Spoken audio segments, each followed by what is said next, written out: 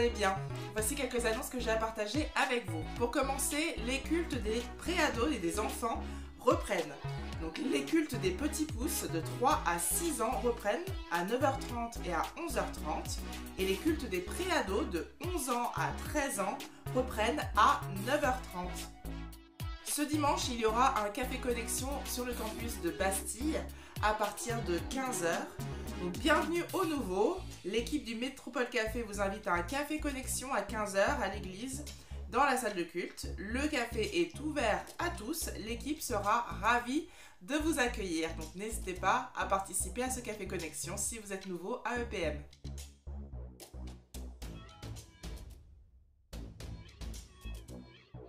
Une nouveauté à l'église, le parcours Alpha qui commencera le 17 octobre.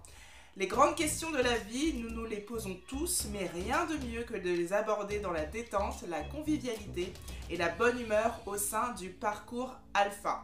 Donc rendez-vous le 17 octobre pour le lancement du nouveau parcours de la découverte de la foi. Plus d'informations seront disponibles sur les réseaux sociaux de l'église, donc n'hésitez pas à aller regardez la page Instagram de l'Église Paris Métropole ou sur Facebook aussi.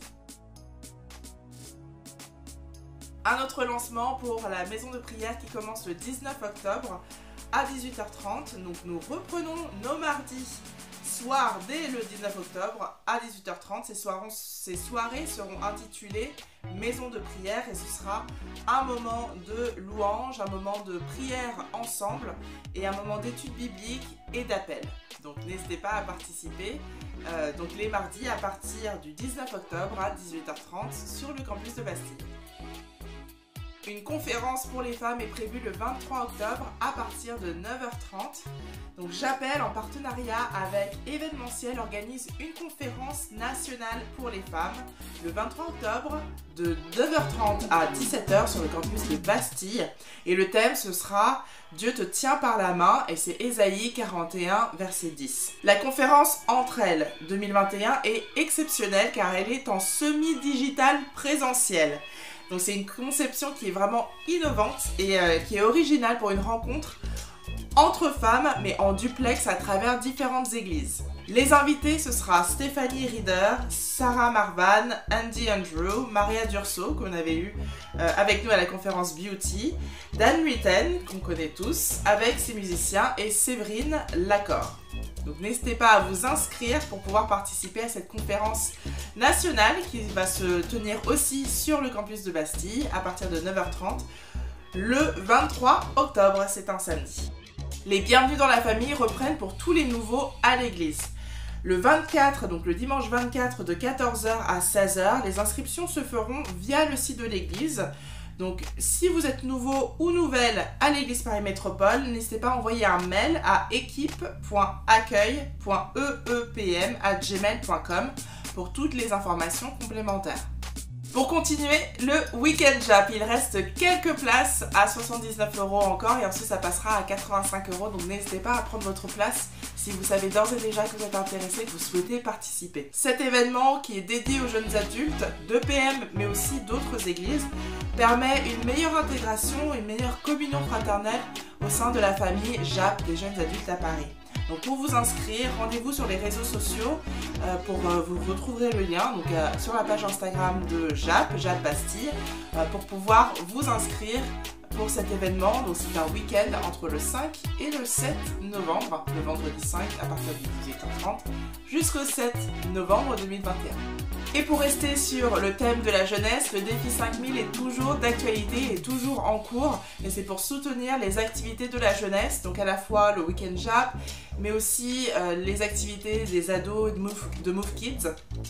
En cette période de rentrée, nous relançons toutes les activités à destination de la jeunesse pour les fortifier dans leur foi naissante, pour les encourager aussi dans ce qu'ils traversent, dans ce qu'ils vivent. Et nous avons besoin de votre générosité pour pouvoir accompagner toutes ces activités qui sont prévues pour eux, donc rendre possible l'organisation du Week-end Jap et aider des jeunes qui n'auraient pas les fonds nécessaires pour pouvoir participer au Week-end Jap mais qui ont à cœur de pouvoir y participer. mais aussi toutes les sorties pour les ados et les jeunes et l'enfance, tout simplement. Donc les dons sont soit en ligne sur Hello Asso, et vous retrouverez le lien sur les réseaux sociaux, donc sur Instagram ou sur Facebook. Et vous pouvez aussi déposer un chèque dans la boîte CPR ou dans les enveloppes en mentionnant que c'est à destination du défi 5000, bien sûr. Retrouvez tous les cultes sous format podcast sur toutes les plateformes de téléchargement de type Deezer, Spotify, iTunes. N'hésitez pas à vous abonner à toutes nos pages, donc Instagram, Facebook, la chaîne YouTube. Et vous pouvez vous inscrire à la newsletter EPM sur le site internet monégliseaparis.fr. Pour ma part, j'en ai terminé pour aujourd'hui, mais un dernier message de la part de l'équipe pastorale qui vous remercie pour tous vos dons, à la fois pour vos dons à EPM, mais aussi pour vos dons au défi 5000. Merci beaucoup pour votre attention, à très bientôt et soyez bénis.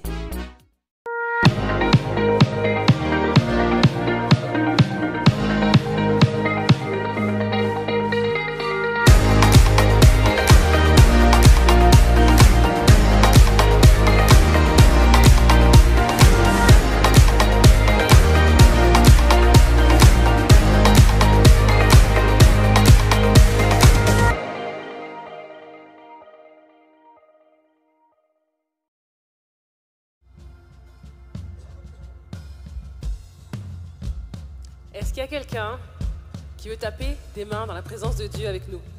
Vous voulez bien?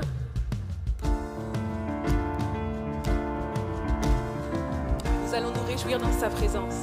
Bienvenue à chacun. Sentez-vous libre dans sa présence. Nous voulons nous réjouir. Amen. Nous allons chanter qu'il est exalté. Alléluia, exalté. Exalté, exalté, exalté. Il est exalté, exalté, exalté. Il est exalté, chantons-le. Il est exalté, le roi est au-dessus des cieux. Je veux le louer. Il est élevé à jamais, exalté, et je loue son saint nom. Son nom, son nom. Chantons-le ensemble. Il est exalté. Il est exalté, le roi est au-dessus des cieux. Je veux le louer. Il est élevé à jamais, exalté, et je loue son saint nom. Il est Seigneur. Il est Seigneur. Sa vérité régnera. Tout l'univers se réjouit dans son saint nom. Il est exalté, le roi est au-dessus des cieux. Il est exalté, le roi est au-dessus des cieux. Il est exalté, le roi est exalté ensemble. Exalté, exalté, exalté. Il est exalté, exalté, exalté. Chantons, il est exalté. Il est exalté, le roi est au-dessus des cieux. Je veux le louer. Il est élevé à jamais, exalté, et je loue son saint nom. Il est Seigneur, sa vérité régnera. Tout l'univers se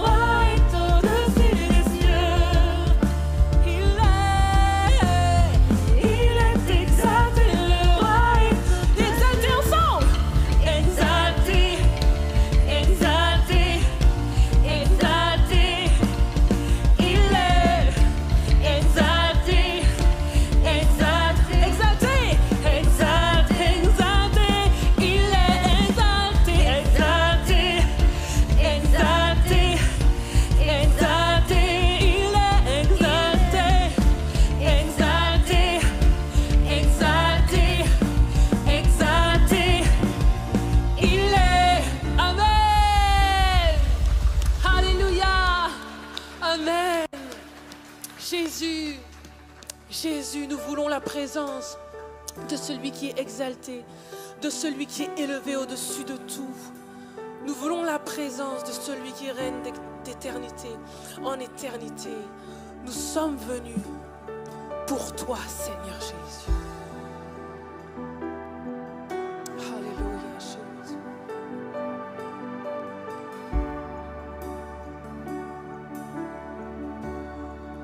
Captivé par ta présence, je désire rester à tes pieds, captivé par ta sainte présence.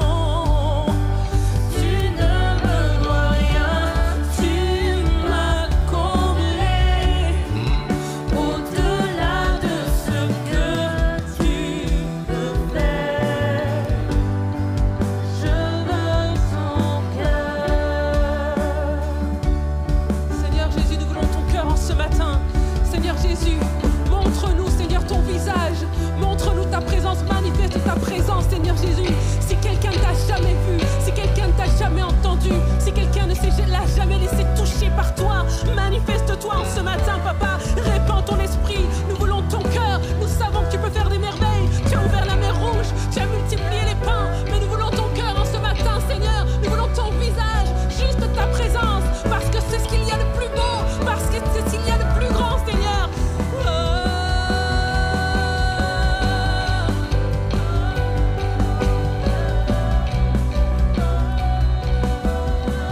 Nous te voulons, Jésus. Rien de monde, rien de monde ne peut nous combler. Je veux ton cœur. Rien de monde, rien de monde ne peut me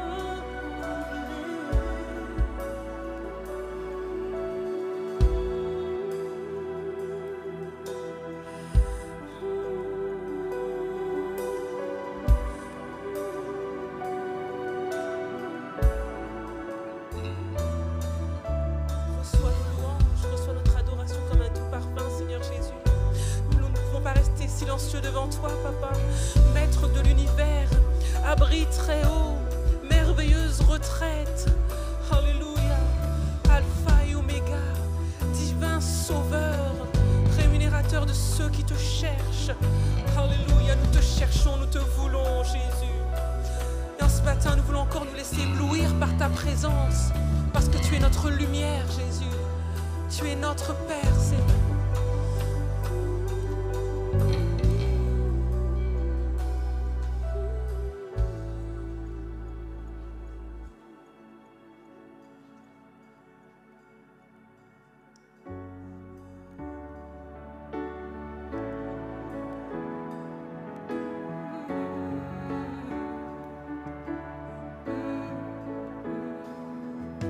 Je viens vers toi sans le secret, en ta présence, je veux rester.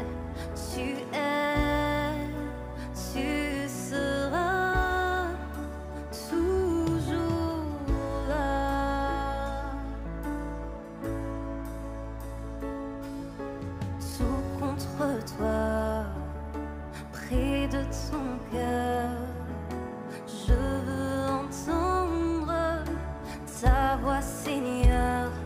Tu es, tu seras toujours là.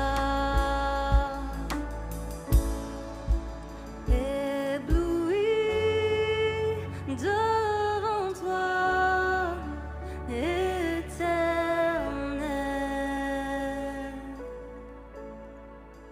Ébahi par l'amour de ton ciel,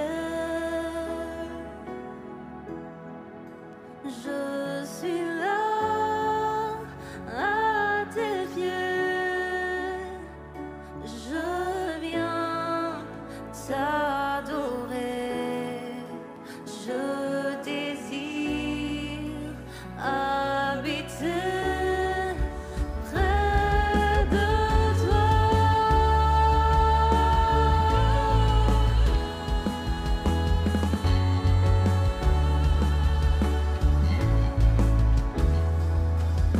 Je vois ton bras, je sens ta main sur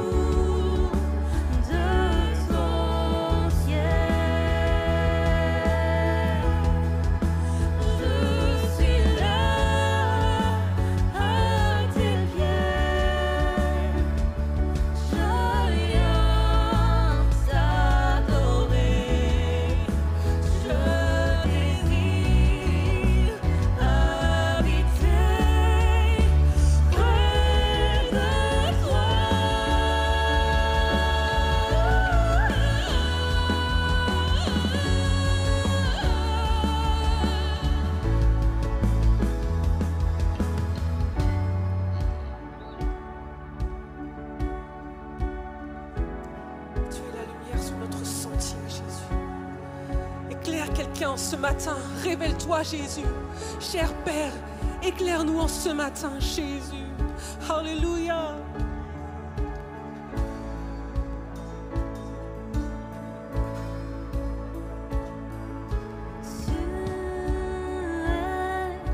Ma lumière, en toi j'ai un Père, sois ma prière.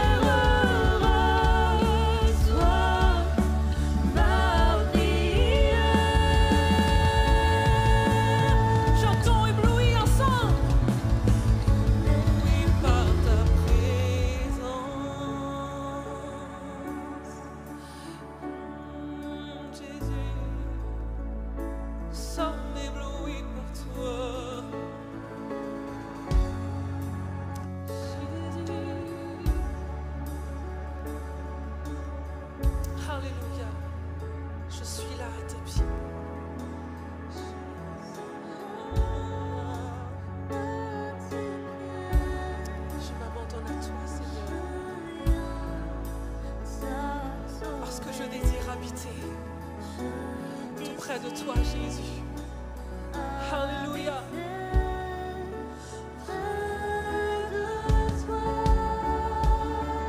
Tout près de toi, Seigneur. Je désire habiter près de toi. Tout près de toi.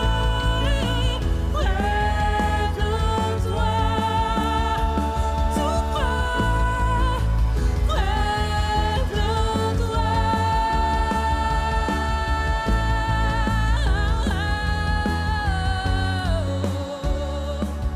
Alléluia. Merci Jésus, merci Jésus, merci Jésus. Nous voulons être près du cœur de notre Père. Nous voulons être près du cœur de notre Père, Seigneur Jésus. Rien ne vaut ta présence. Éblouis-nous encore, Seigneur, par ta présence. Que ton Saint-Esprit descende dans ce lieu. Viens nous toucher. Viens nous toucher. Viens toucher quelqu'un qui n'a jamais expérimenté la présence du Roi des Rois, la présence du Seigneur des Seigneurs. Nous sommes des sacrifices vivants. Ce matin, nous nous abandonnons à toi. Nous ouvrons nos cœurs pour que tu puisses nous toucher. Oh Jésus, Alléluia. Notre Père. Notre Père dans les cieux, ton nom soit sanctifié, que bientôt vienne ton règne.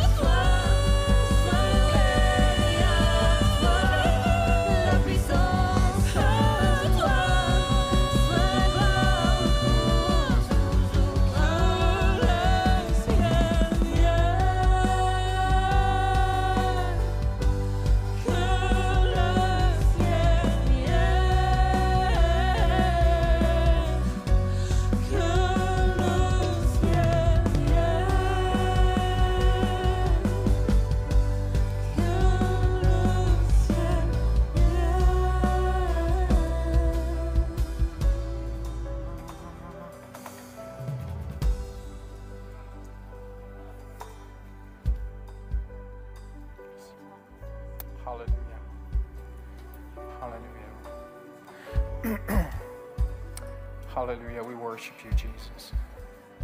Nous t'adorons, Seigneur Jésus, ce matin. Hallelujah. Que tout ce qui respire loue l'Éternel ce matin. Hallelujah. Prends ta liberté, mon frère, ma soeur, d'adorer ton Dieu. Hallelujah. Hallelujah. Hallelujah. Hallelujah. Hallelujah.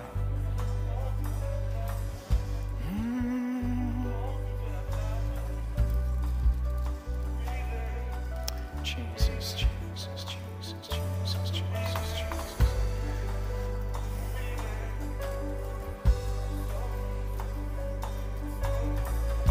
Hallelujah.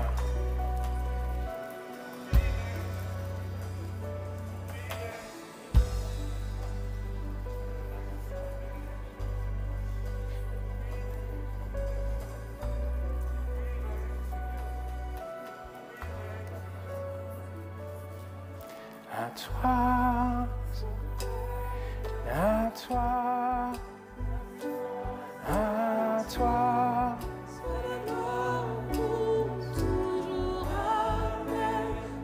À toi,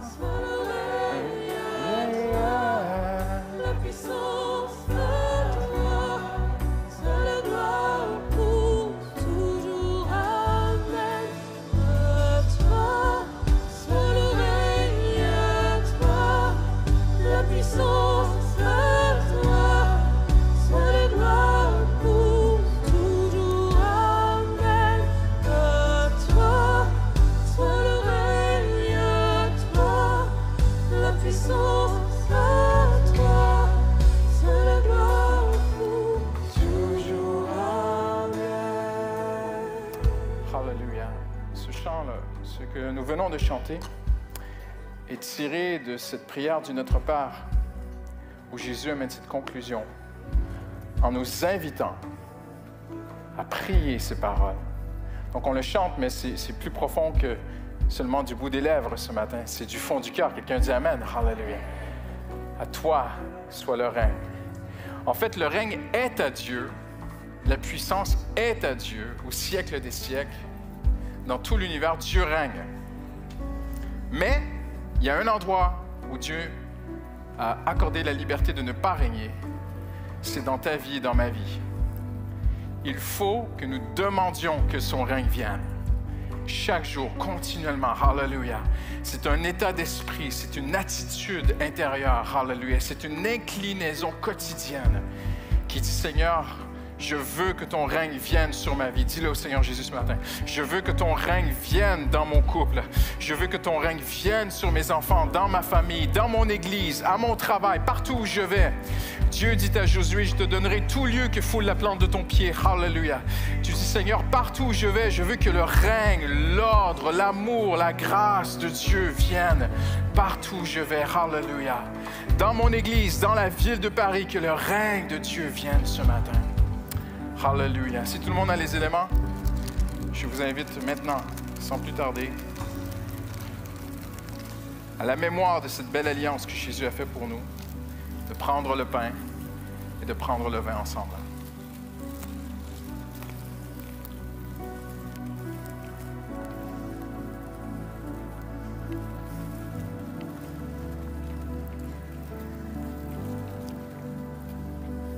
Hallelujah. Merci Jésus. Hallelujah. Quelqu'un loue le Seigneur ce matin pour la nouvelle alliance, pour le sang versé, pour cette alliance faite il y a 2000 ans. Pas besoin de la refaire, elle est éternelle cette alliance. Hallelujah. Seulement besoin d'y entrer par la grâce et par la foi. Hallelujah. Jésus. Hallelujah.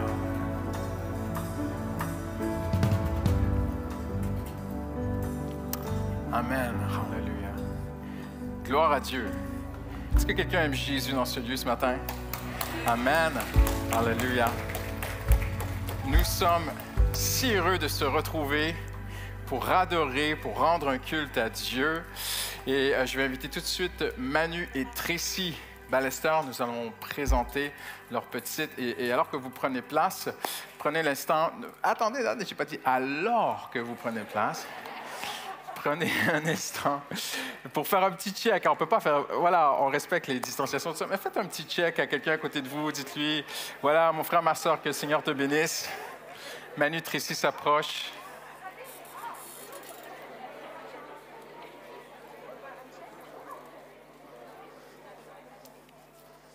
Amen. Alléluia.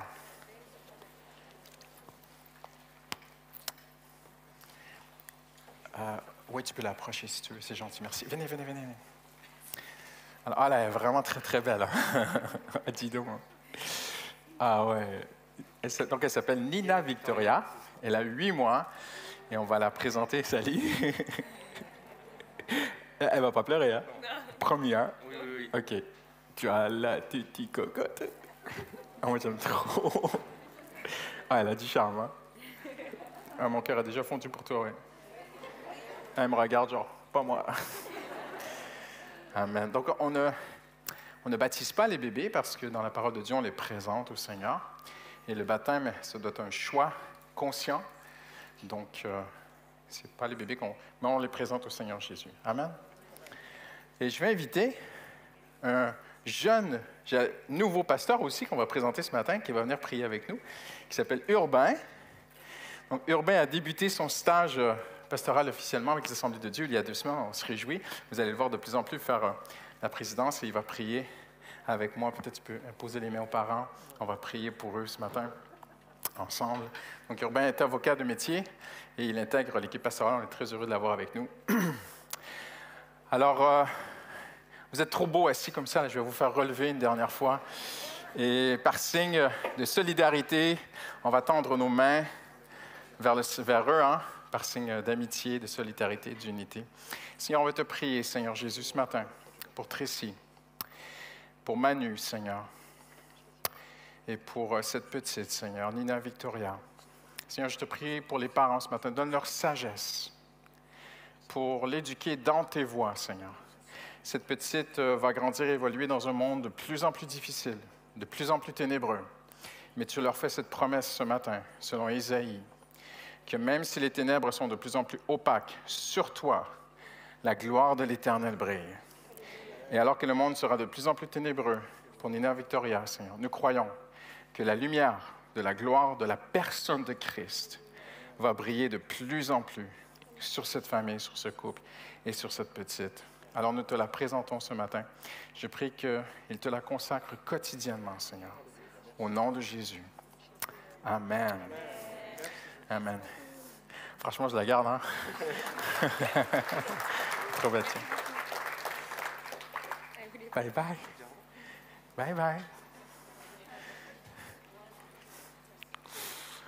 C'est beau, hein? Amen. Vous êtes prêts pour la parole de Dieu? Vous aimez la parole de Dieu? J'espère que vous l'aimez parce que ce matin, on va travailler fort, OK? On aime la parole de Dieu et on va tourner. Donc, si vous avez une Bible avec du papier, on va entendre un son merveilleux, le son des pages qui tournent. On va vous faire travailler aujourd'hui parce qu'on aime la parole de Dieu. Et le titre de mon message est celui-ci, « Aime la pureté ». Aime la pureté. 2 annonces très rapidement qui sont dans mes notes que j'ai complètement oubliées. Si vous êtes nouveau à l'Église, on a beaucoup de nouveaux en cette rentrée et en ce redépart de l'Église. Suivez-nous sur les réseaux sociaux. On annonce des moments de café communion, des moments de BDF, bienvenue dans la famille, des moments où vous pouvez venir rencontrer des gens de l'Église, faire connaissance. Tout ça, ce sont de très, très, très beaux moments. Donc, allez voir. On a une page sur Instagram, sur Facebook, tout ça. Donc, tout est là. J'ai aussi une très, très bonne nouvelle, c'est que le 19 octobre prochain, donc pas ce mardi, mais le suivant, le 19 octobre prochain, nous reprenons nos mardis soirs. Amen. Donc, on va prier ensemble, on va être dans la parole de Dieu, on va adorer ensemble, donc dès 18h30. Et j'ai parlé avec le pasteur Samuel de Logne, qui est aussi notre responsable pour le pôle formation. Et en novembre, on va vous présenter aussi un cours 2, 3, et puis on va continuer comme ça, des cours bibliques, parce qu'on croit que c'est important que les enfants de Dieu soient bien solides. Amen. Dans la parole de Dieu. Il est écrit dans Corinthiens, « Si ce qui a passé est glorieux, à bien plus forte raison, ce qui demeure et glorieux. Et ce qui demeure, c'est le chrétien qui est solide sur la parole. Amen. Donc, on va avoir des cours à vous présenter petit à petit. Le livre d'Osée, si vous le voulez bien, ce matin, c'est la deuxième partie, la suite et la conclusion de ce que j'ai partagé, enseigné dimanche passé sur le mariage de Dieu. Donc, si vous n'étiez pas là au premier culte, vous pouvez retrouver ce premier message sur Internet, sur ma page Facebook, mais aussi sur la chaîne YouTube de l'Église, le mariage de Dieu. Et nous avons vu ensemble que l'étude du mariage juif a mis, parce que c'est extraordinaire ce qu'on a vu ensemble, c'est que dans le mariage juif, il y a littéralement tout le plan de Dieu. Dieu a influencé la culture juive. Et il y a mis tout son plan pour l'humanité. Et on a vu ça ensemble. Mais lorsqu'on a étudié ensemble, on a vu que quelque chose est mis en évidence dans toute la cérémonie du mariage juif. C'est la grandeur de la consécration, de la fidélité et de l'appartenance de la future épouse à son époux. Nous avons vu ensemble que les Juifs ne fiançaient pas comme nous on se fiance. Ils se mariaient en 2 étapes. Et il y avait 1 année d'écart entre les 2 étapes. Donc, il y avait une première cérémonie, c'était vraiment un vrai mariage. On signait un contrat. Et à la fin de cette cérémonie, l'époux disait à l'épouse, « Tu es à moi maintenant. » Mais il ne la touchait pas. Il attendait 1 année. Il allait se préparer. Et ça nous fait penser à Jésus qui est venu, qui a fait la nouvelle alliance. On a bu ensemble la coupe et le vin. Et ils buvaient lors du mariage la coupe, le vin ensemble. Et puis après, l'époux partait. Vous pouvez voir toute cette étude biblique extraordinaire qui est diffusée sur Internet. Et il y avait cette période d'attente avant le retour de l'époux et la grande célébration. Et je veux focaliser sur cette attente ce matin, parce qu'elle est notre quotidien, elle est notre réalité, elle est notre vie de tous les jours. Nous sommes entre les deux. Il y a 2000 ans, le Seigneur Jésus a marié l'Église. Quelqu'un dit Amen aujourd'hui. Et nous y sommes intégrés et nous attendons son retour et cette grande célébration. Mais la fin de la première cérémonie, croyez-le ou non, s'intitulait la sanctification. La mise à part, la consécration. Et la future épouse n'était plus future, elle était à lui. Tu es à moi, il l'appelait, tu es ma femme, elle l'appelait mon mari. Et elle avait cette année pour se préparer, pour connaître qui est son mari. Il y avait un messager entre les deux. C'est fou, hein? Ça fait penser au messager que Dieu envoie, qui envoie les messages entre les deux. Ça fait penser aux hommes et aux femmes de prière aussi. Et cette femme se préparait pour le retour de son mari. Elle apprenait à lui faire plaisir par les messagers qui passaient des messages. Bon, je ne vais pas revenir sur tout le message que j'ai prêché ensemble, qu'on a vu ensemble dimanche dernier. Mais il y avait cette période de temps où, à la fin de cette première cérémonie, le mari la quittait et lui disait « Maintenant, tu es à moi. Maintenant, tu m'es consacré. Tu m'es sanctifié, tu m'appartiens. » Et on voit à quel point il est important au cœur de Dieu, la sanctification, la préparation, la mise à part du monde, la mise à part de son Église. Et c'est tout particulier parce qu'on va tourner ensemble. Vous êtes dans Osée, mais je vais vous faire vraiment travailler aujourd'hui. Tournez avec moi dans Ésaïe. Dans Ésaïe, le chapitre 4, le verset 1er, on voit que dans cette période de préparation, de sanctification, il y a un problème. Dieu a tenté ce premier mariage avec Israël et ça a échoué d'une certaine façon. Ils ont rompu l'alliance. Ils se sont éloignés de Dieu. Et on a vu ensemble que dans la culture juive, si la femme qui était mariée, si elle le trompait, si elle était infidèle, si elle couchait avec un autre homme pendant qu'il était parti, elle était lapidée à mort et dans la loi juive, et dans la loi, de Moïse, et dans la culture juive. C'est plus comme ça aujourd'hui. Et je ne dis pas que si quelqu'un est fidèle, il faut le lapider aujourd'hui. Ce n'est pas du tout le point que je veux mettre en avant, ne vous inquiétez pas. Mais ce que je veux mettre en avant, c'est que pour Dieu, la fidélité est si importante. Mais dans l'histoire d'Israël, il y a ce manque de fidélité, il y a cette perte, il y a eu ce moment d'infidélité, mais pas que. Il y a aussi cette émergence tout à coup d'une autre femme qui arrive, une autre personne, un autre groupe de personnes qui va se manifester de plus en plus jusqu'à l'Apocalypse. Et dans l'Apocalypse, on voit les deux. On voit l'épouse et on voit la prostituée. On voit la vraie et on voit la fausse. Je ne suis pas en train de vous donner des munitions pour attaquer qui que ce soit ce matin, ne vous inquiétez pas. Mais dans Ésaïe, Dieu parle de ces derniers temps. Et à travers le chapitre 3 d'Ésaïe, on va sauter ce matin, on ne va pas le lire ensemble, mais Dieu décrit très précisément des temps. Et lorsque tu lis Ésaïe, tu te dis, mais ce n'est pas possible qu'un homme, 500 ans, peut-être 600 ans avant Jésus-Christ, ait écrit ces choses. Il parle de jours qui allaient venir où il y aurait une oppression réciproque parmi les gens sur la rue. Aujourd'hui, on va se dire les vraies choses. Nous vivons dans une société de plus en plus raciste, dans une société où il y a de plus en plus de haine sur la rue, des gens envers les gens. Des gens vont s'opprimer. On parlait d'un jour qui viendrait, que pour aujourd'hui, c'est presque la norme, c'est presque normal, mais voyons, c'est un acquis. Mais à l'époque, c'était impensable. Ou dans la culture, où c'était si patriarcal, si hiérarchique, si respectueux des parents. Ésaïe dit, il viendra un jour où le fils se lèvera contre son père et on verra de la division partout. Même dans le cœur de famille, partout. J'entends des histoires de chrétiens, des gens qui sont venus à Christ, qui m'ont raconté qu'avant d'être à Jésus, dans leur famille, ça se bagarrait. Parfois à coups de couteau. Et nous y sommes. Et pourquoi je vous explique ce contexte? Parce que dans ce contexte ténébreux, tout à coup, il est écrit, et vous pouvez le voir au chapitre 4, verset 1, « Ce jour-là, 7 femmes s'empareront d'un homme en disant, « Nous mangerons notre propre pain et nous mettrons nos propres habits, mais fais-nous seulement porter ton nom, enlève notre déshonneur. » Là, tu te dis, mais qu'est-ce que ça vient faire ici dans ce texte? C'est une prophétie qui va se dévoiler, qui va devenir de plus en plus claire dans le Nouveau Testament. Mais 7, pourquoi 7? Oui, 7, c'est souvent le chiffre de Dieu, mais pas toujours. Parfois, dans l'Ancien Testament, le chiffre 7 représente simplement qu'il y en aura beaucoup, qu'il y en aura, comme il y a 7 jours dans la semaine, il y en aura à tous les jours. Et Dieu dit, dans ces temps de ténèbres, dans ces temps difficiles, dans les temps de la fin, vous allez voir émerger beaucoup de gens qui vont se saisir d'un seul homme. Et nous savons que ce seul homme, c'est l'époux, c'est Jésus-Christ.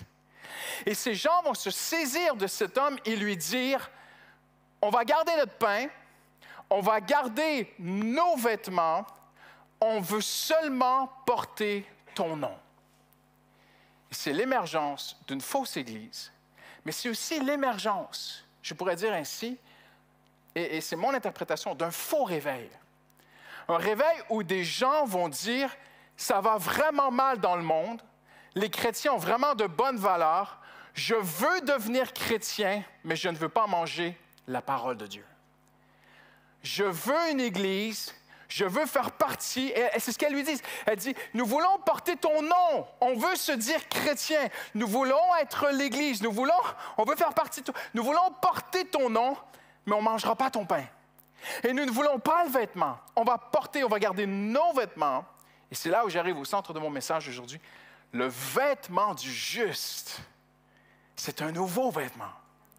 Et lorsque tu viens à Jésus, tu ne viens pas dans une communauté. Attention, ici, ce n'est pas une salle culturelle ou quoi que ce soit. Ici, c'est le corps de Christ. Nous sommes un spirituellement. Jeunes et vieux, riches et pauvres, issus de différentes cultures, issus de différentes langues, issus de différentes couleurs de peau, issus de milieux complètement différents. Certains sont nés, vous êtes peut-être une 18e génération de chrétiens, et d'autres, vous venez ici, vous commencez à peine à comprendre les choses de Dieu. Mais spirituellement, nous sommes un. Nous sommes un corps, et nous sommes l'épouse de Christ. Et lorsqu'on devient l'épouse de Christ, il y a un nouveau vêtement qui vient. C'est un vêtement de justice, c'est un vêtement blanc. L'Apocalypse dit, ils ont lavé leur robe dans le sang de l'agneau. Et ça veut dire quoi? Ça veut dire qu'à un moment donné, il faut changer de vie. Et c'est ça qu'on va voir ensemble aujourd'hui. Et elles disent, nous voulons ton nom, mais on va manger notre pain. On va continuer à manger les choses qu'on mangeait. Je parle spirituellement. Et le Seigneur, à travers tout ça, tu dis, mais Seigneur, comment vas-tu faire? Et là, on tourne ensemble. Je vous ai dit qu'on allait travailler aujourd'hui. Osée. Je ne vous dis pas d'Osée, je vous dis de tourner avec moi dans le livre d'Osée. Osée, chapitre 3.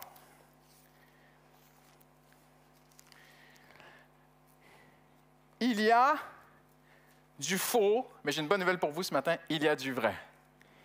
Dieu a déjà sa vraie épouse. Or, Dieu demande fidélité, sanctification, consécration, à part, tu m'appartiens. Mais Dieu a un défi à relever. Il va le relever comme lui seul peut le relever. Parce que Dieu a donné son cœur et il aime une personne qui ne l'aime pas. Et c'est ce qu'on va voir ensemble dans le prophète Osée. Dieu va voir un homme qui s'appelle Osée et lui dit, « Israël est loin de moi. » Et peut-être que tu es loin de Dieu. Ou peut-être que tu connais quelqu'un qui est complètement loin de Dieu. Mais Dieu l'aime, cette personne. Et Dieu dit à Osée dans le chapitre 3, verset 1er, « L'Éternel m'a dit, va encore. » Donc, ce n'est pas d'hier. Ça fait longtemps que Dieu l'aime. « Va encore aimer une femme qui est aimée d'un amant et qui est adultère. Aime-la comme l'Éternel aime Israël. » Alors, d'un côté, tu dis, mais où est l'espoir? Il y a une fausse et la vraie est dans un état terrible. Elle a rompu l'alliance. Elle a brisé, elle a été infidèle. Et à un moment donné, dans l'histoire d'Israël, Dieu envoie le prophète et Dieu dit, je brise l'alliance qu'on a faite entre nous. Je romps le mariage. Tu m'as trompé, tu as été infidèle, tu vas payer. Et même juste avant, Dieu dit, dis-lui qu'elle n'est plus ma femme. Et puis après, à la fin, et au chapitre 3, et quand on étudie le livre d'Osée, c'est extraordinaire parce qu'on dit que les 3 premiers chapitres sont le contexte de tout le reste du livre. Tu peux lire tout le livre d'Osée au complet en gardant à l'esprit que chapitre 1, 2, 3, c'est le cœur de Dieu. Va aimer une femme qui ne m'aime pas. Et Dieu va demander quelque chose de bouleversant. Tu te dis, mais comment est-ce qu'un Dieu saint peut demander ça à un de ses prophètes? Va chercher une prostituée. C'était pas n'importe quoi à l'époque. Hein? C'était des prophétesses sacrées. Et elles faisaient de la magie, elles faisaient de la sorcellerie. Et il y avait cette croyance que lorsqu'on couchait avec elles, on entrait en relation avec des esprits. C'est très, très, très grave ce que Dieu demande. Et Dieu passe par-dessus tout cela et il dit, je l'aime. Je vais la sauver. Je vais la ramener. Et au chapitre 2, verset 16, vous pouvez lire à la maison, Dieu dit, je la conduirai au désert. Je vais bloquer le chemin de ses amants. Je vais mettre des buissons épineux. Et elle va commencer, elle va arriver au bout d'elle-même et elle va dire, mais cette vie, elle ne sert à rien. Et c'est un échec. Et je vis une vie de péché, de malheur par-dessus malheur. Et elle dira en elle-même, je retournerai chez mon premier mari qui est Dieu. Mon peuple reviendra à moi. Et Dieu dit, et alors, je la prendrai seule. Je la conduirai au désert. Et je charmerai son cœur et elle va m'aimer. Et cette femme, c'est l'Église. Elle est l'Église. Dieu a aussi une alliance avec Israël. Paul en parle, mais c'est complètement un autre sujet. Dieu, et il gardera son alliance avec Israël. Mais je veux voir avec vous aujourd'hui que la sainteté personnelle est au premier plan de toute la Bible. Elle est essentielle dans le mariage. Qui marierait un homme infidèle? Qui marierait une femme infidèle? C'est la première chose. La base de la confiance, c'est la fidélité. La base de l'amour, c'est la confiance. Et la base de la confiance, c'est la fidélité. Or, Dieu n'est pas comme nous. Dieu aime une personne en qui il n'a pas confiance et il aime une personne qui n'est pas fidèle. Mais Dieu l'aime tant qu'il dit, je vais pardonner ce que tu as fait. Je vais moi-même payer pour ce que tu as fait. Et non seulement je vais payer pour ce que tu as fait, je vais te donner la puissance d'être fidèle. Je vais te donner un nouveau cœur. Et c'est ce que Jésus a fait. Jésus a pourvu à la croix le pardon pour hier et la puissance pour aujourd'hui. Jésus a payé de sa vie. Si tu es nouveau dans la foi, si tu commences à t'approcher de Dieu, tu te dis, mais c'est quoi la croix? Ça sert quoi à la croix? C'est qu'en fait, tu as été infidèle à Dieu toute ta vie. Et tu ne mérites pas d'être dans cette alliance de bénédiction avec Dieu, où Dieu prend soin de toi et te bénit. Il est bon pour toi, tu ne le mérites pas. Et il y a une justice de Dieu. Il fallait que quelqu'un paye pour le mal que tu as fait, et Jésus l'a fait à la croix. L'époux meurt pour l'épouse. Il ressuscite, il monte au ciel, et il lui octroie le Saint-Esprit, la puissance de Dieu qui vient en elle. Et Dieu dit, je ferai que vous pratiquiez mes commandements. Et Dieu dit, tu as été infidèle, Israël. Mais je vais mettre en toi, et là les prophètes, les anges, tout le monde s'est dit, même l'enfer, le diable s'est dit, mais comment est-ce possible? Je mettrai un nouveau cœur en toi et tu vas m'aimer.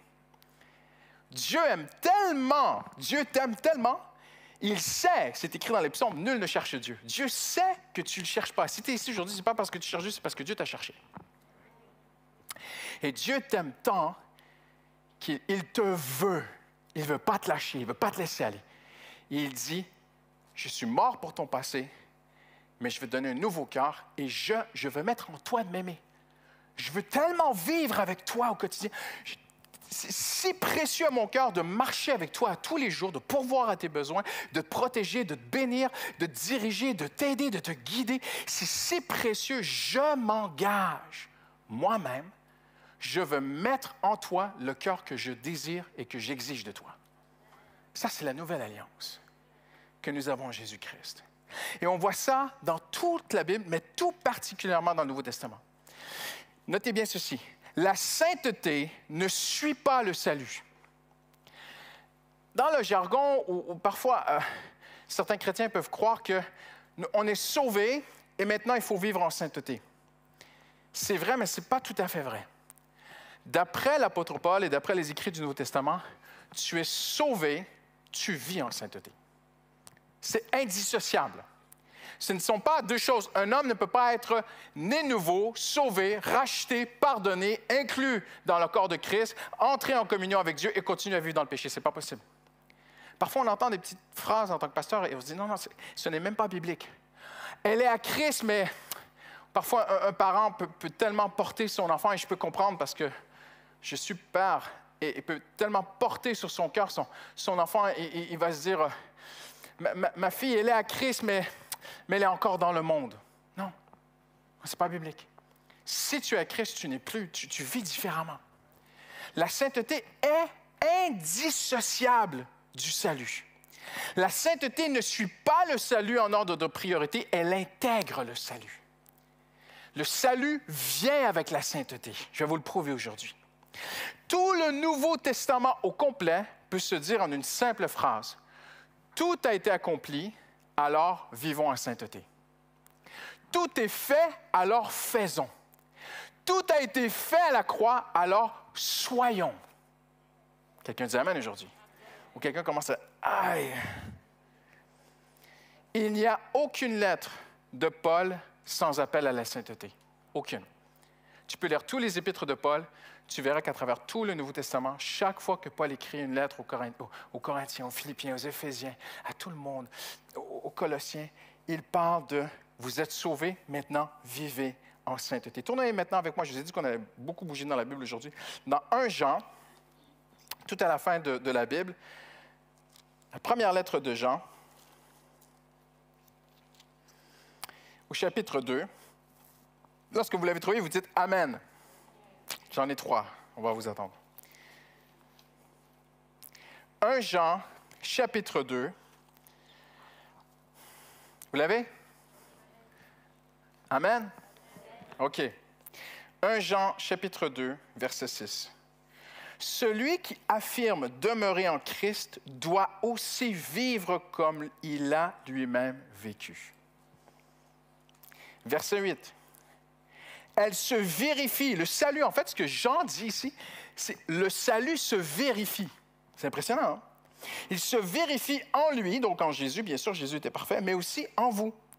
Car les ténèbres se dissipent et la vraie lumière brille déjà. C'est merveilleux. Verset 15. N'aimez pas le monde, ni ce qui est dans le monde. Donc, je vais vous aider un petit peu ce matin. Chapitre 3, verset 9, il dit « Quiconque est né de Dieu ne pratique pas le péché. » J'aime bien cette traduction. D'autres traductions vont dire « ne pêche pas ». Là, tu dis « on est tous perdus ». Ça nous arrive tous, à un moment donné, d'avoir un moment de faiblesse, dans la chair à prendre dessus. Tu pêches. Ce n'est pas de ça que Paul parle. Jean dit ici, si quelqu'un est vraiment né de Dieu, en fait, ses aspirations ont changé. Il aspire à vivre en sainteté. Il n'est peut-être pas encore il n'y est peut-être pas encore parfaitement. Il peut avoir des moments où il chute, il peut avoir des moments où il a des regrets, mais globalement, il vit en sainteté. Il grandit dans la sainteté. Comme il dit, les ténèbres sont peut-être encore un petit peu là parce que tu dis, se dissipe. Donc, petit à petit, ma vie se sanctifie, mais je suis couvert par le sang de Jésus. Donc, je te dis, pour toi. Donc, j'ai rencontré un chrétien dernièrement qui m'a dit, « Pasteur, est-ce que je peux avoir un entretien avec vous? J'aimerais... Comment est-ce que je peux être sauvé et encore avoir des moments où je me mets en colère? » Mais il dit, si je suis un enfant de Dieu, je ne devrais plus jamais me mettre en colère. Je dis, ah, ça sera au ciel. On est couvert par le sang, maintenant je ne suis pas en train d'excuser tes colères. Mais celui qui est né de Dieu aspire à ce qu'il y en a de moins en moins. Et de plus en plus, quelqu'un dit, de plus en plus de patience, d'amour, de gentillesse, de grâce. On va tous s'énerver, tu es dans le métro, ça m'arrive. Tout à coup, quelqu'un te coupe, mais comme ça, toi. Et tu dis, j'avais envie de faire ça. Mais j'ai fait ça. La chair est là. J'ai perdu ma page. Quiconque est né de Dieu ne pratique plus le péché. Mais il n'y a plus cette pratique de péché. Je veux dire ceci. Pourquoi? Parce qu'il y a plein d'églises dans Paris. Il y a des excellentes églises et il y a des fausses églises. Et je sais que beaucoup de chrétiens parisiens se baladent, ont des relations avec des gens dans d'autres églises, tout ça, et c'est bien, et il n'y a pas de problème. Mais sur ton chemin, tu vas rencontrer des vrais chrétiens, et sur ton chemin, tu vas rencontrer des gens qui se disent chrétiens, mais qui pratiquent le péché. Non. Maintenant, je ne suis pas en train de dire de sortir un glaive et de lui couper la tête. Prie pour lui, mais fais attention à tes relations. Attention en qui tu mets ta confiance. Oh, mais pasteur, ce jeune homme, je vais lui donner mon cœur, il est extraordinaire. Mais il est sauvé, mais il pratique encore le péché. Non, il n'est pas sauvé. C'est pas possible. C'est pas biblique, c'est pas théologique, il n'y a rien qui tient là-dedans. Parce que la semence de Dieu demeure en lui. Cette semence, c'est le Saint-Esprit. Quelqu'un dit Amen. Alors, il ne peut pas pécher. Ce n'est pas dans le sens qu'il ne peut pas jamais avoir de moments de faiblesse, mais il ne veut plus pécher. Il aspire à vivre dans la sainteté. Et il y a un petit problème ici avec l'horloge, elle va vraiment trop vite. Donc, je vais essayer d'accélérer un peu. Pour Paul, le salut et la sainteté sont un. À un tel point qu'il se permet même d'interchanger les termes. Tous les chrétiens, en général, connaissent ce verset où Paul dit « Travaillez à votre salut ». Vous avez déjà vu ça? Dans certains milieux, c'est utilisé pour dire qu'il faut être sauvé par les œuvres. Ce n'est pas vrai. Ce n'est pas ce que Paul veut dire. En fait, pour Paul, être sauvé et vivre en sainteté, c'est la même chose. À un tel point qu'il prend salut, il l'enlève, il prend sainteté, il l'enlève, il met salut. Quand Paul dit « travaillez à votre salut », en fait, ce qu'il veut dire, c'est travailler à votre sanctification. Travailler à marcher saintement. Parce que pour Paul, être saint et être sauvé, c'est la même chose. Si tu es sauvé, tu vas grandir en sainteté. Maintenant, je ne suis pas en train de dire que tu vas sortir d'ici aujourd'hui et que dès que tu fais une erreur, tu as perdu ton salut. Non, Dieu n'est pas comme ça. Dieu est bon, Dieu est gracieux. Mais il y a quelque chose de nouveau en toi, il y a une nouvelle nature, il y a le Saint-Esprit qui vit en toi, qui aspire. Tu aspires à la sainteté, tu aspires à la pureté, tu aspires à vivre comme Paul dit. Paul dira même ceci, il les met tant ensemble qu'il dit, il va parler du baptême d'eau, il va dire, dans le baptême, tu témoignes que tu es mort et que tu es ressuscité en Jésus-Christ. Alors qu'est-ce qu'il dit? Afin de vivre en nouveauté de vie. Ça ne peut pas être plus clair. Donc, la sainteté va avec le salut. La vigueur avec laquelle Paul se préoccupe de l'éthique du croyant. Je le répète. La vigueur avec laquelle Paul se préoccupe de l'éthique du croyant démontre qu'elle est un trait majeur de sa théologie. La sainteté était très importante pour l'apôtre Paul. Il était inévitablement concerné par l'expression du salut en une vie de sainteté. Pour Paul, si tu es sauvé, tu vas vivre en nouveauté de vie. Si tu es sauvé, la vieille nature va s'affaiblir et la nouvelle nature va se fortifier et s'exprimer. La nature d'amour, la nature de compassion, tous les sentiments qui étaient en Jésus-Christ vont grandir et s'exprimer de plus en plus dans ta vie. Donc, en terminant aujourd'hui, je vais répondre à quelques questions. Qu'est-ce que la sainteté n'est pas et qu'est-ce qu'elle est et quels sont ses bénéfices et comment on peut y arriver? Et là, j'ai une dernière question. Et Pasteur Christian, comment tu vas faire pour aller au bout de tes notes? Je vais faire de mon mieux. Premièrement, la sainteté n'est pas un rang supérieur. Elle n'est pas pour faire le fier. Elle n'est pas pour se sentir meilleur qu'eux. Elle n'est pas pour te donner l'ascendant sur tes frères et sœurs. Elle n'est pas pour te rendre digne d'avoir certaines responsabilités dans l'Église. La sainteté, ce n'est pas ça. La sainteté n'est pas maintenant une nouvelle raison pour surveiller les autres. Ah! Dans le temple, il y avait des gardiens du temple qui surveillaient le temple la nuit. Et s'ils s'endormaient, parfois, un prêtre pouvait, et ils étaient si radicaux, si légalistes, qu'on a des écrits où on témoigne que parfois, si un gardien du temple s'était endormi, un autre venait, pas pour le réveiller, mais allumer le feu à sa robe et lui faire mal, en lui disant « Ne t'endors plus jamais, tu surveilles le temple. » Et parfois, on a des surveillants dans l'Église du Seigneur. Hein? « Ah, lui, il n'est pas très saint, on va lui mettre le feu. » Tu vois? La sainteté, ce n'est pas pour fliquer les gens autour de toi. Quelqu'un dit « Alléluia ». On entend ça, hein? Des gens qui vont dans la vie des autres. Hey, attention. Amen. Ce n'est pas pour être intrusif. Chacun grandit à son rythme avec le Seigneur Jésus. La sainteté n'est pas sans concession. Jésus a dit « Large est la porte ». Connaissez ce verset? Avez-vous déjà réfléchi à ce verset? Regardez bien comment c'est fort. Jésus parle en fait d'une fausse Église. Lorsqu'il dit « large est la porte », c'est pour entrer. Donc on entre quoi? On entre dans la maison de Dieu. On entre dans le royaume de Dieu. On entre dans la famille de Dieu. On entre en Christ. Et Jésus a annoncé qu'il y aurait une fausse entrée. Mais il dit attention, elle est comment cette entrée? Elle est permissive. Parce qu'il dit « large est la porte qui mène à la perdition.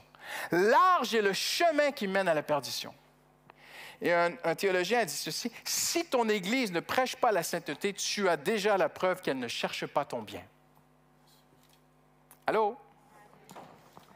Je le répète. Si ton Église ne prêche pas la sainteté, tu as la preuve qu'elle ne cherche pas ton bien. Alors, large est la porte qui mène à la perdition. Pensez aux vierges folles et aux vierges sages. En fait, je l'ai expliqué la semaine dernière, l'épouse était entourée de 10 vierges, qui étaient 10 femmes de confiance. Ces 10 jeunes femmes de confiance étaient garantes, parce qu'il fallait prouver qu'elles s'étaient gardées. Les 10 vierges étaient les garantes que l'épouse était sainte. Et qu'est-ce qui se passe? L'époux tarde. Il y a beaucoup de symbolique dans cette parabole. Il y a beaucoup de choses qu'on peut en tirer. Et certains ont prêché des choses extraordinaires. Et je ne veux pas venir contre ces choses-là. Mais le cœur de la parabole est celui-ci. Il y a toujours des vérités secondaires dans les paraboles de Christ, mais il y a toujours la vérité première. Ce que Jésus dit, c'est qu'il y en a 5, pas qui se sont endormis, parce que toutes se sont endormies. Jésus n'est pas en train de dire qu'il est mal de s'endormir. Il dit « l'époux tarde », alors toutes se sont endormies. Mais certaines n'avaient plus la flamme. Et c'est quoi cette flamme? Voici comment je le comprends. Leur mission était de veiller que l'épouse soit sainte. Et elles ont arrêté de veiller à ce que l'épouse soit sainte. Et quand un pasteur, un serviteur de Dieu, ne veille plus, ne prêche plus, n'enseigne plus la sainteté, il est un serviteur qui n'a plus d'huile dans sa lampe. Voyez-vous ce que je veux dire? Et ça, pour moi, c'est l'essence, parce qu'il faut toujours commencer par le contexte pour comprendre la première vérité. Il peut y en avoir plusieurs dans une parabole, mais la première vérité fondamentale dans une parabole, elle ne vient pas sans le contexte. Ici, le contexte, c'est la mission de ces femmes. Ces femmes sont responsables, elles surveillent la sainteté. Et elles arrivaient vers l'époux, et je ne vais pas aller plus loin, parce qu'il y a même des choses qui seraient un peu gênantes ce matin à dire, mais elles venaient vers l'époux et elles disaient, « Elle est sainte, nous en sommes garantes. » Mais il en manque 5 au rendez-vous. Elles ne pourront pas rentrer. Et moi, je pense que le Seigneur est en train de dire, lorsqu'on sert l'Église, là, je ne suis pas en train de dire encore de fliquer les gens autour de toi, mais tu peux prier pour l'Église. Amen. Tu peux déjà veiller sur toi-même. Tu peux déjà aspirer dans ta vie personnelle à vivre purement devant Dieu. Maintenant, qu'est-ce que la sainteté? Ce qu'elle est simplement ceci, une consécration à faire plaisir à Jésus. faut pas compliquer les choses. La sainteté veut dire consécration, veut dire mise à part. Lorsqu'il y avait le premier contrat qui était signé, l'époux disait « je pars, mais tu m'appartiens ». Et elle disait « Oui, je t'appartiens, je te suis consacré ». Et Jean dit « N'aimez pas le monde, ni ce qui est dans le monde ». En d'autres mots, Jésus a dit aussi « Père, je ne te prie pas de les retirer du monde ». Donc, toute forme de vie ascétique, ascète, qui cherche, monastique, qui cherche à se retirer du monde, n'est pas biblique. Jésus n'a jamais dit « Père, fais-leur des monastères où ils vont aller s'enfermer et se retirer du monde ». Non, Jésus dit qu'il faut que les chrétiens restent dans le monde, mais qu'ils ne soient pas du monde. Tu es dans le monde, mais tu ne vis plus comme le monde. Quand Jean dit « n'aimez pas le monde », il n'a pas dit « n'aime pas les arbres, n'aime pas la géographie, pars plus en vacances, bois pas de Coca-Cola ». Jean n'a pas dit ça. Quand Jean a dit « n'aimez pas le monde », il regardait la société gréco-romaine de décadence sexuelle, de vol, de meurtre, de tromperie, de toutes ces choses-là, et tout cet empire, toute cette vie hédoniste de plaisir. Et Paul dit... Jean n'est pas en train de te dire, il ne faut pas que tu te fasses un bon petit repas avec ton mari ce soir. Non, n'aime pas le style de vie du monde. Aspire à la pureté. Quelqu'un dit Amen aujourd'hui. Maintenant, la sainteté, elle est pour ton bien. Dieu ne te demandera jamais quelque chose pour ton mal. Mais 4 vérités essentielles. Elle est reliée à tes fréquentations. Je le répète. La sainteté est reliée à tes fréquentations. Il y a une différence entre visiter quelqu'un et fréquenter quelqu'un. Tu peux visiter quelqu'un qui vit dans le mal, qui fait des choses mal. Moi, je le dis vraiment, si le Seigneur t'appelle à aller prêcher en boîte de nuit, vas-y, mais prêche. Et après, tu sors. Mais personne, et je le dis parce que c'est la ville des boîtes de nuit ici, et c'est plein de gens, on va dire les vrais trucs ce matin. Je me lâche. Aucun jeune chrétien va me faire croire qu'avec un verre et en dansant et tout, il brille pour Jésus dans ces lieux-là. Non. Non, c'est pas biblique, c'est pas possible. Attention à tes fréquentations. La sainteté est reliée à tes associations. Qu'est-ce qu'une association? Le mot association veut dire littéralement participer à, collaborer à quelque chose. On va encore tourner dans un autre texte. Psaume 1er. Tournez avec moi rapidement. Psaume chapitre 1. Verset 1. Heureux l'homme. On peut traduire « béni l'homme qui ne suit pas le conseil des méchants, qui ne s'arrête pas sur la voie des pécheurs et ne s'assied pas en compagnie des moqueurs. » Donc, ici, collaborer au but de participer à des moqueries, participer à toutes sortes de choses. C'est aussi, la sainteté est reliée à tes divertissements. Je pense qu'il est possible de se divertir, de se détendre de façon saine. Quelqu'un dit « Amen ». Mais si on se moque à la télé, si à la télé on t'envoie toutes sortes de valeurs contre l'Évangile, contraires à la sainteté, à un moment donné, il faut faire des choix. De ce que tu regardes et ce que tu ne regardes pas à la télé. Et on ne va pas vous faire une liste des téléséries que vous pouvez regarder. C'est à toi de le savoir, c'est à toi de te placer devant Dieu. Mais moi, dans ma vie et ma femme, ça nous est arrivé de dire, clic, on éteint, c'est plus pour nous ce truc. Parce que je ne peux pas être en relation avec Dieu et en relation avec ces choses-là en même temps. Tu ne peux pas avoir les deux. L'épouse, elle est pour quelqu'un dit Amen. Elle est aussi reliée aux moyens de réussite. Nous vivons dans un monde où il y a tellement de corruption pour réussir. Et parfois, tu ne réussiras pas comme ton collègue parce que tu n'es pas entré dans son chemin. C'est un banquier qui me disait, « Christian, dans mon métier, on peut simplement ne pas tout dire aux clients. Et le langage, et les petites lettres en bas des contrats. Mon supérieur m'a dit, ça t'en parle pas. Il a dit, mais moi, j'en parle. Parce que c'est ça, vivre dans la sainteté. Voyez-vous, la sainteté, c'est constamment d'être agréable à Dieu. C'est d'avoir cette éthique de vie qui vient de la parole de Dieu. Maintenant, en terminant, mais pasteur, quels sont les bénéfices de vivre dans la sainteté? C'est très simple. Un seul mot, 4 lettres, T-O-U-T, tout. Toutes les bénédictions, les promesses de Dieu sont pour celui et celle qui veut vivre dans la sainteté. Tout ce que tu vois dans la Bible, si tu veux marcher purement devant Dieu, si tu veux marcher en sainteté, si tu veux vivre avec ton Dieu, être en communion avec lui. Alors, en terminant, mais comment? Pasteur, comment je fais? Et j'ai beaucoup aimé, une jeune femme me demandait à l'issue d'un culte, parce qu'on n'avait pas eu le temps de traverser toutes les notes. Elle m'avait dit, Pasteur, vous avez dit qu'il faut laisser Dieu faire, mais moi, je n'ai rien à faire. Et j'ai dit, tu sais, j'ai beaucoup réfléchi à ce que tu m'as dit avant qu'elle vienne me voir. Et je vais vous dire ce que je lui ai dit comme conseil. Cet été, durant mes vacances, je regardais avec ma femme, on était dans les montagnes. Et on montait à pied, et c'était très dur, très pénible. Et je vois un papy et une mamie qui passent à côté de moi en vélo, comme si de rien n'était. Et je me dis, ah, ça, c'est des vrais montagnards. Mais non. Non, non, non, non. Quand j'ai regardé physiquement leur état, je me suis dit, ce n'est pas des athlètes. Et j'entendais un bruit avec le vélo. Je me suis dit, mais ça, c'est un vélo électrique. Il avait la bouche fermée, il ne respirait même pas, il montait. Mais regarde bien. Je ne veux pas banaliser les choses, mais il y a quelque chose d'extraordinaire. C'est que le Saint-Esprit, c'est une puissance pour toi, en toi, pour vivre purement.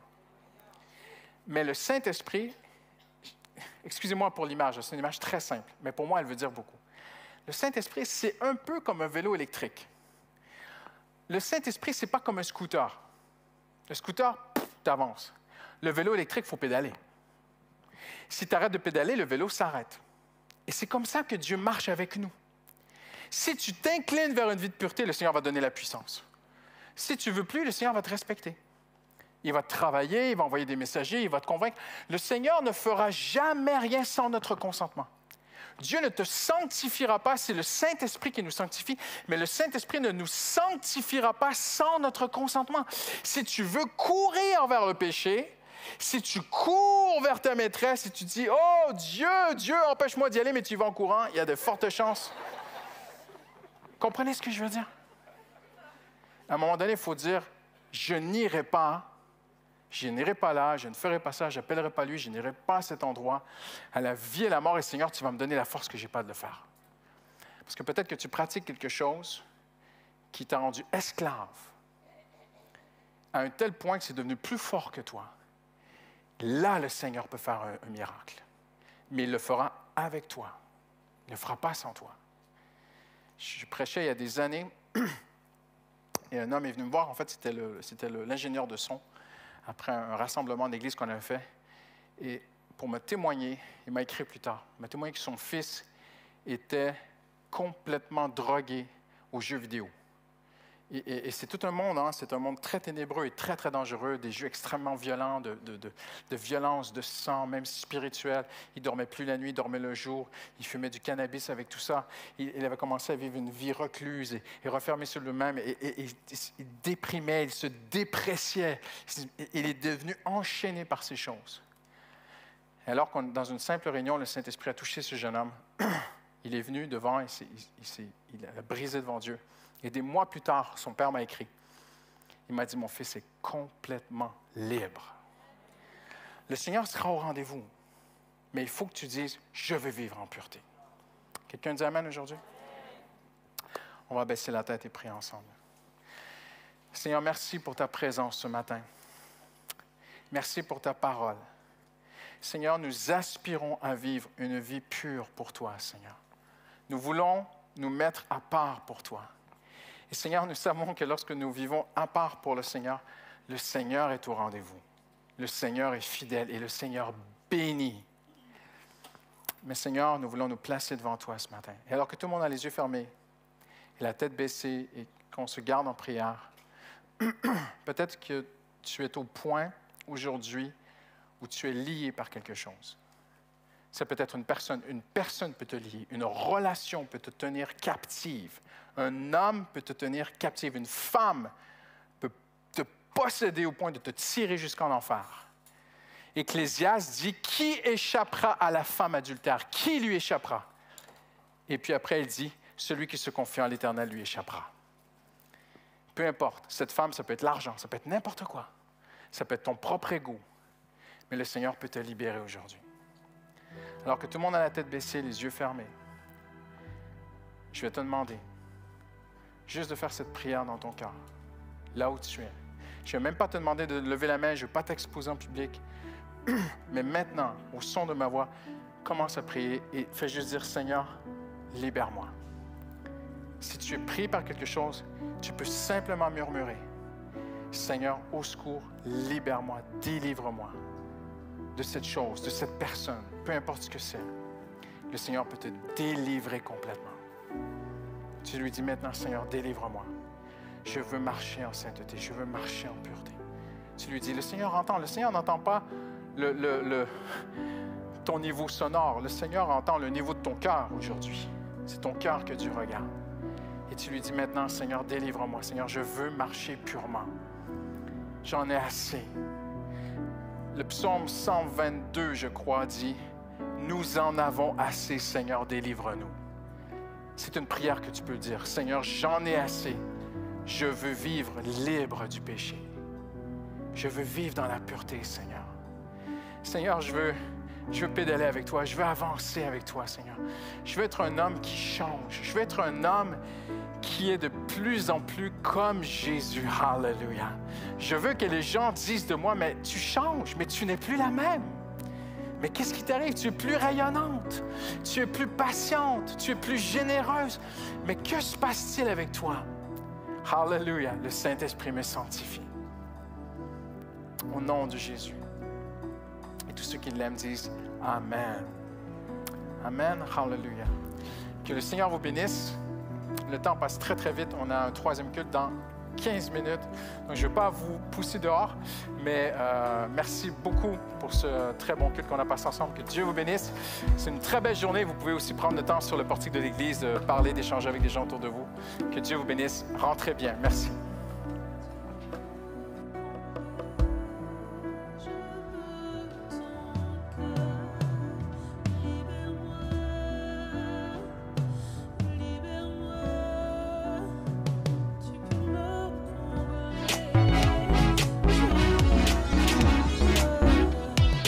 Bonjour à tous, j'espère que vous allez bien. Voici quelques annonces que j'ai à partager avec vous. Pour commencer, les cultes des préados et des enfants reprennent. Donc les cultes des petits pousses de 3 à 6 ans reprennent à 9h30 et à 11h30. Et les cultes des préados de 11 ans à 13 ans reprennent à 9h30. Ce dimanche, il y aura un café connexion sur le campus de Bastille à partir de 15h. Donc, bienvenue au nouveau. L'équipe du Métropole Café vous invite à un café connexion à 15h à l'église dans la salle de culte. Le café est ouvert à tous. L'équipe sera ravie de vous accueillir. Donc n'hésitez pas à participer à ce café connexion si vous êtes nouveau à EPM.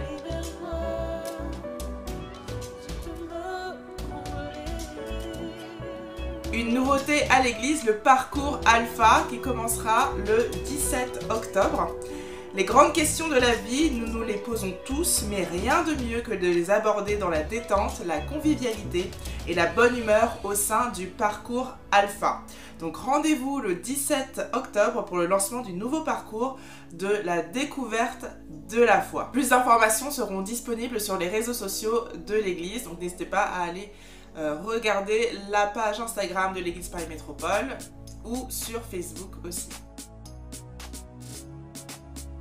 Un autre lancement pour la maison de prière qui commence le 19 octobre à 18h30. Donc nous reprenons nos mardis soirs dès le 19 octobre à 18h30. Ces soirées seront intitulées Maison de prière et ce sera un moment de louange, un moment de prière ensemble et un moment d'étude biblique et d'appel. Donc n'hésitez pas à participer. Donc les mardis à partir du 19 octobre à 18h30 sur le campus de Bastille. Une conférence pour les femmes est prévue le 23 octobre à partir de 9h30. Donc j'appelle en partenariat avec Événementiel organise une conférence nationale pour les femmes le 23 octobre de 9h30 à 17h sur le campus de Bastille. Et le thème ce sera Dieu te tient par la main et c'est Ésaïe 41 verset 10. La conférence Entre elles 2021 est exceptionnelle car elle est en semi-digital présentiel. Donc c'est une conception qui est vraiment innovante et qui est originale pour une rencontre entre femmes, mais en duplex à travers différentes églises. Les invités, ce sera Stéphanie Reeder, Sarah Marvan, Andy Andrew, Maria Durso, qu'on avait eu avec nous à la conférence Beauty, Dan Ritten, qu'on connaît tous, avec ses musiciens, et Séverine Lacor.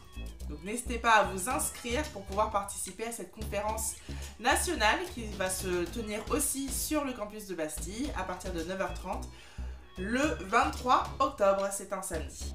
Les bienvenus dans la famille reprennent pour tous les nouveaux à l'église. Le 24, donc le dimanche 24 de 14h à 16h, les inscriptions se feront via le site de l'église. Donc si vous êtes nouveau ou nouvelle à l'église Paris Métropole, n'hésitez pas à envoyer un mail à équipe.accueil.eepm@gmail.com pour toutes les informations complémentaires.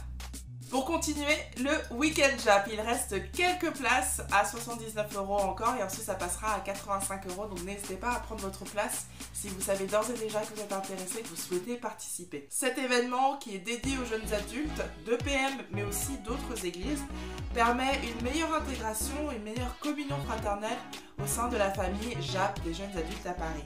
Donc pour vous inscrire, rendez-vous sur les réseaux sociaux, vous retrouverez le lien donc, sur la page Instagram de Jap Bastille, pour pouvoir vous inscrire pour cet événement. Donc c'est un week-end entre le 5 et le 7 novembre, le vendredi 5 à partir de 18h30 jusqu'au 7 novembre 2021. Et pour rester sur le thème de la jeunesse, le défi 5000 est toujours d'actualité et toujours en cours. Et c'est pour soutenir les activités de la jeunesse, donc à la fois le Week-end Jap, mais aussi les activités des ados de Move Kids. En cette période de rentrée, nous relançons toutes les activités à destination de la jeunesse pour les fortifier dans leur foi naissante, pour les encourager aussi dans ce qu'ils traversent, dans ce qu'ils vivent. Et nous avons besoin de votre générosité pour pouvoir accompagner toutes ces activités qui sont prévues pour eux, donc rendre possible l'organisation du Week-end Jap et aider des jeunes qui n'auraient pas les fonds nécessaires pour pouvoir participer au Week-end Jap mais qui ont à cœur de pouvoir y participer. Mais aussi toutes les sorties pour les ados et les jeunes et l'enfance tout simplement. Donc les dons sont soit en ligne sur Hello Asso et vous retrouverez le lien sur les réseaux sociaux, donc sur Instagram ou sur Facebook. Et vous pouvez aussi déposer un chèque dans la boîte CPR ou dans les enveloppes en mentionnant que c'est à destination du défi 5000 bien sûr.